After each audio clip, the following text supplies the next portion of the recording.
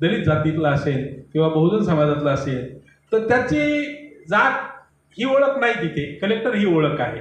म्हणजे आधुनिक काळामध्ये ओळख प्रस्थापित करण्याची साधनं शिक्षण देतं आणि ही ओळख प्रस्थापित करण्यासाठीचं साधन शिक्षण देतं.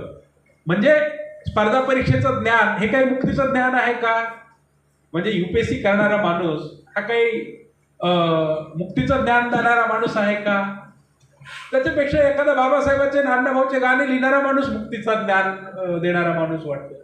कारण प्रत्येक म्हणजे सहज एखादं गाणं जरी आपण ऐकलं तर आपल्या लक्षात येईल की किती सुंदर गाणे असतात. ते अण्णाभाऊचं जग बदल घालून घावं सांगून गेले मज भीमराव, आता ते मुक्तीचं गाणं आहे, तर ते ज्ञान आहे.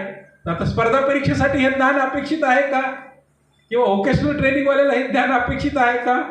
किंवा आता हे न्यू एज्युकेशन पॉलिसीजमध्ये सगळी ज्ञानाची संकल्पना ते बदलत आहेत. पोटासाठीचं ज्ञान म्हणजे अमेरिकेतही एक साधारणतः 20व्या शतकाच्या सुरुवातीला तिथेही एक अॅफ्रोफॅसिझम नावाचा खूप मोठी मुवमेंट आली आणि तिथेही असंच व्होकेशनल ट्रेनिंग वगैरे.